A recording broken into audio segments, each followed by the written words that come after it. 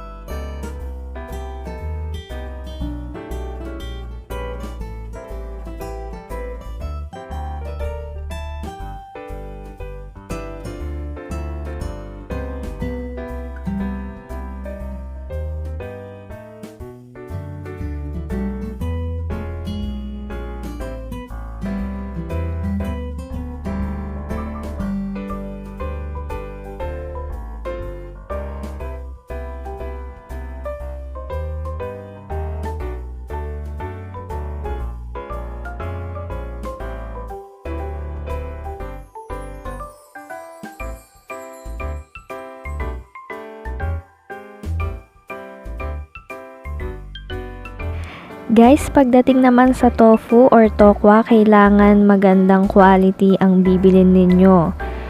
Dapat bibili kayo doon sa siguradong maganda at bago, hindi yung may amoy. Kasi makakaapekto yan sa ating recipe.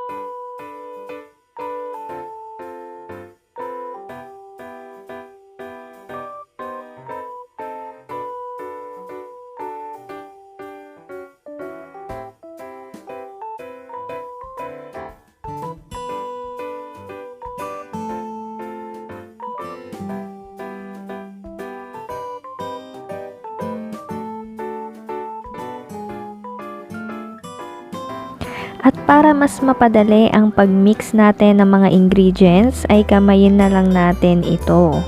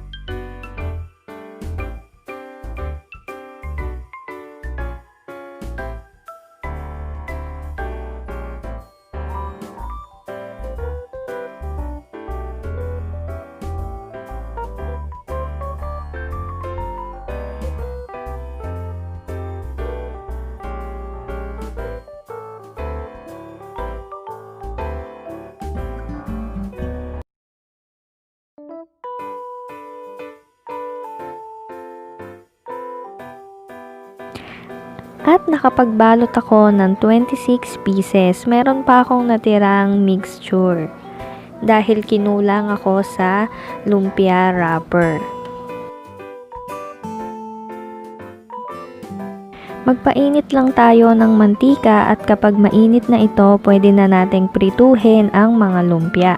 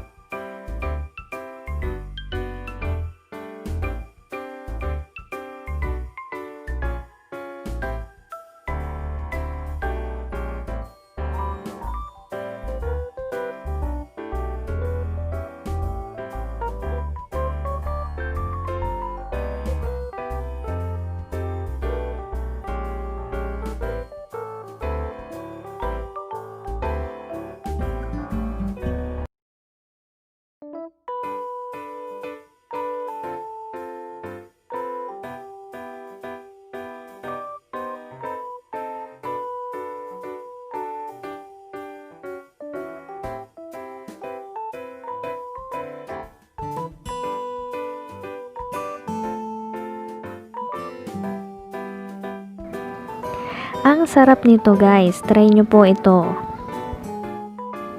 Sana po nagustuhan nyo ang vlog natin for today.